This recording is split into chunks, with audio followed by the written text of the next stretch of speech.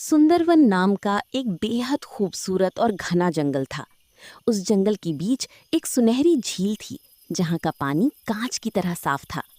उस जंगल में आम इंसानों का आना जाना मना था, क्योंकि लोग मानते थे कि वहाँ जादुई ताकतें रहती हैं। उसी जंगल के पास के एक छोटे से गांव में आरव नाम का एक युवक रहता था। आरव एक चित्रकार यानी पेंटर था। वो दुनिया की भीड़ भाड़ से दूर प्रकृति की सुंदरता को अपने पन्नों पर उतारना पसंद करता था। एक दिन एक नई चित्र बनाने की धुन में आरव रास्ता भटक गया और चलते चलते सुंदरवन के बिल्कुल बीच उस सुनहरी झील के पास पहुंच गया। और चलते चलते सुंदरवन के बिल्कुल बीच उस सुनहरी झील के पास पहुंच गया। झील के किनारे खिले जादुई फूल और वहां की शांति देखकर आरव मंत्रमुग्ध हो गया। उसने तुरंत अपनी डायरी और रंग निकाले और वहां का चित्र बनाने बैठ गया। वो अपनी ही धुन में खोया हुआ था कि अचानक हवा में एक मीठी बांसुरी जैसी ध्वनि गूंजी और चारों तरफ एक सुनहरी रोशनी फैल गई। आरव ने सिर उठाकर देखा तो उसे अपनी आंखों पर विश्वास नहीं हुआ। आसमान से एक बेहद खूबसूरत लड़की नीचे उतर रही थी। उसके बाल सुनहरी थे, आंखें गहरी झील जैसी नीली और उसकी पीठ पर रेशम जैसी नर्म चमकदार पर यानी पंख थी। वो परों की रानी एरा थी, जो परी लोक से घूमने और धरती के फूलों को देखने आई थी। एरा ने जैसे ही झील के पास एक इंसान को देखा, वो डर गई और उसने टुकने की कोशिश की, लेकिन आरव ने उसे देख लिया था। आरव ने धीरे से कहा, डरो मत सुंदर परी, मैं तुम्हें कोई नुकसान नहीं पहुंचाऊंगा। मैं तो बस इस झील की सुंदरता को अपने चित्र में कैद कर रहा, पर अब लगता है मेरी चित्र तुम्हारे बिना अधूरी है। आरव की आवाज की नरमाहट और उसकी सच्ची आंखों को देखकर एरा का डर धीरे धीरे खत्म हो गया। वो पेड़ के पीछे से निकली और आरव के बनाई चित्र को देखने लगी।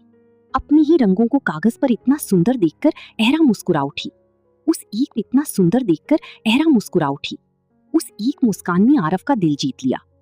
उस दिन के बाद से हर शाम जब सूरज ढलने लगता, आरव उस झील के पास पहुंच जाता और एरा परीलोक से धरती पर उतर आती। दोनों घंटों बातें करती। आरव उसे इंसानों की दुनिया के किस्से सुनाता, कैसे लोग त्योहार मनाते हैं, कैसे दुख और सुख में एक दूसरे का साथ देती हैं। वहीं एरा उसे परीलोक के किस्से सुनाती, वहां के उड़ते हुए बादल, तारों की रोशनी से बने महल और जादुई झरने। एरा ने आरव को हवा में उड़ना सिखाया, अपनी जादू से उसकी उंगली पकड़कर, और आरव ने एरा को धरती की मिट्टी की खुशबू और संगीत का एहसास करवाया। दोस्ती का रिश्ता गहरे प्यार में बदल गया। अब दोनों एक दूसरे के बिना रहने की कल्पना भी नहीं कर सकते थे। एक दिन आरव ने एरा के लिए एक सुंदर सा चित्र बनाया, जिसमें दोनों एक दूसरे का हाथ थामे झील के किनारे खड़े थे। उसने वो चित्र एरा को देते हुए कहा, एरा, मैं तुमसे बहुत प्यार करता हूँ। की आंखों में आंसू आ गए।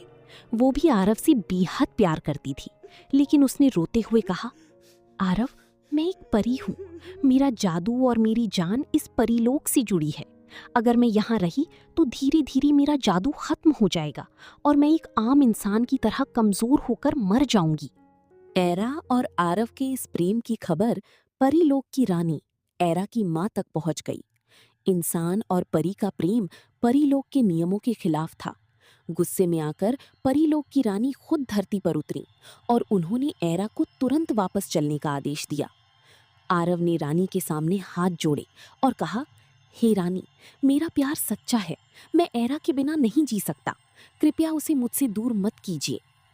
रानी ने आरव की आंखों में सच्चा प्यार देखा, पर उन्होंने कहा, परी और इंसान का साथ संभव नहीं है। अगर तुम्हारा प्यार सच्चा है आरव, तो तुम्हें एक परीक्षा देनी होगी। सुंदरवन के सबसे ऊंचे पहाड़ पर एक नीला गुलाब खिलता है, जो सच्ची मोहब्बत के आंसुओं से ही निकलता है। अगर तुम अगले सूरज उगने से पहले वो गुलाब लेकर आ गए, तो मैं तुम दोनों के प्यार को स्वीकार कर लूंगी। पर याद रहे, अगर सूरज उग गया और तुम नहीं आए, तो तुम हमेशा के लिए एरा को खो दोगे। आरव ने बिना एक पल गवाए हाँ कह दिया। पहाड़ का रास्ता बेहद खतरनाक था। कांटे, तेज हवाएं और घना अंधेरा। आरव गिरता, चोट खाता, लेकिन उसके दिल में सिर्फ एरा का चेहरा था। उधर परीलोक में एरा लगातार आरव के लिए प्रार्थना कर रही थी। रात ढलने लगी और सुबह की पहली किरण आने ही वाली थी। आरव पहाड़ की चोटी पर पहुंच गया। वहां एक सूखा हुआ पौधा था। आरव ने सोचा कि शायद वो हार गया। एरा को खोने के डर से उसकी आंखों से सच्चे दुख और प्यार के आंसू निकल पड़े। जैसे ही उसके आंसू उस सूखे पौधे पर गिरी, एक जादू हुआ। वहां एक बेहद खूबसूरत और चमकदार नीला गुलाब खिल उठा। आरव ने खुशी खुशी उस गुलाब को तोड़ा और नीचे की तरफ दौड़ा। झील के किनारे सूरज की पहली किरण पड़ते ही परीलोक की रानी एरा को लेकर जाने ही वाली थी कि दूर से आवाज आई, रुकिए। आरव हाँफता हुआ, खून और मिट्टी से सना हुआ वहां पहुंचा। उसके हाथ में वो चमकता हुआ नीला गुलाब था। उसने वो गुलाब रानी के चरणों में रख दिया। रानी मुस्कुरा उठी। उन्होंने कहा, तुमने साबित कर दिया आरव कि सच और बलिदान के सामने जादू भी छोटा पड़ जाता है। इस गुलाब की ताकत से मैं एरा को एक वरदान देती हूँ। रानी ने अपने जादू से एरा के पंखों को हमेशा के लिए एक खूबसूरत सुनहरे दुपट्टे में बदल दिया।